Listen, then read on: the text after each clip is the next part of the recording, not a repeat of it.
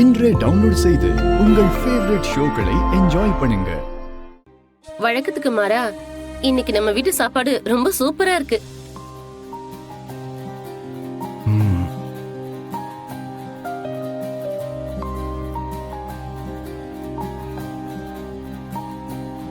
ஏன் இவ்வளவு நாளா நீங்க தானே சமைச்சீங்க? இன்னைக்கு உங்க வேலைக்காரிய எல்லாரும் எப்படி பாராட்டுறாங்க? ஆனா சும்மா சொல்லக்கூடாது, சாப்பாடு அதுக்கேத்த மாதிரி நல்லாதான் இருக்கு. எப்படின்னு தான் ஒன்னும் புரியல. மா, சாம்பார் வேற லெவல்ல இருக்கு. வழக்கத்துக்கு மாறா இன்னைக்கு உனக்கு என்னமாச்சு? சமையல் பின்னிட்ட? இன்னைக்கு சமைச்சது பெரியமா இல்லைன்ன. வேற யாரு? அயலி அண்ணி தான் எல்லாத்தையும் சமைச்சாங்க.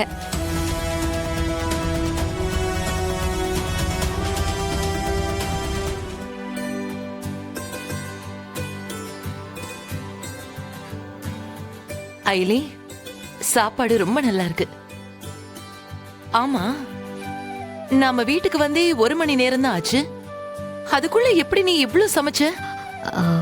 அது ஒன்றும் இல்லை நீ, மாமா ஜெயில சரியா சாப்பிட்டிருக்க மாட்டாரு. அங்க சாப்பாடு எப்படி இருந்திருக்குமோன்னு தெரியல. அவர் வீட்டுக்கு வந்ததும் நம்ம கல்யாணத்துக்கு கிளம்பி போயிட்டோம். அதான் இன்னைக்கு இவரு வாய்க்கு ருசியா நல்லா சாப்பிடணும்னு நானே சமைச்சேன்.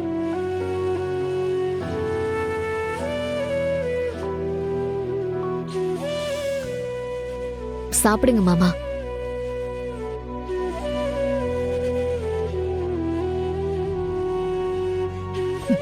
ஏய், உன்னை யார் இதெல்லாம் பண்ண சொன்னது? நான் செல்வே தானே சமைக்க சொல்லிட்டு போனேன். நீ எதுக்கு சமைச்ச? இல்ல மாமா. ஏய், சும்மா டிராமா போட்டுட்டு இருக்காத. எங்களை பாத்துக்க எங்களுக்கு தெரியும். சும்மா ஸ்கோர் பண்றதா நினைச்சு இந்த மாதிரிலாம் பண்ணிட்டு இருக்காத. ஏண்டி, உனக்கு ஒரு தடவை சொன்ன புத்தி வராதா? எதுக்கு திரும்ப திரும்ப இப்படி மானகிட்டத்தனமா நடந்துக்கிற?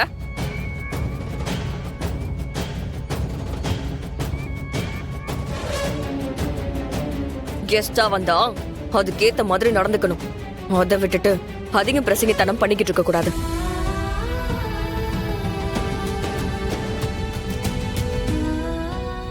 உனக்கு என்னைக்குதான் இதெல்லாம் புரிய போகுதுன்னு தெரியல. என்னைக்குதான் உன்கிட்ட இருந்து விடிவு காலம் கிடைக்கும்னு தெரியல.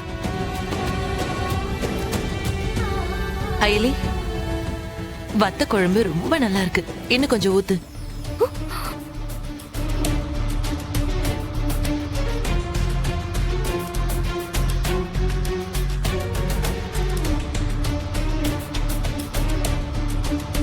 என்ன அயலி அப்படி பாத்துட்டு இருக்க? உன்கிட்ட தான் கேட்டுட்டு இருக்கேன். வத்த குழம்பு கொஞ்சம் போடு. அப்படியே அந்த அப்பளத்தையும் எடுத்து கொடு. இதோ வைக்கிறேன் நீ.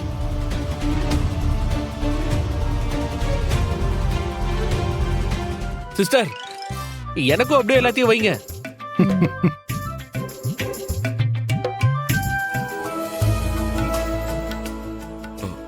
என்ன வேணும்?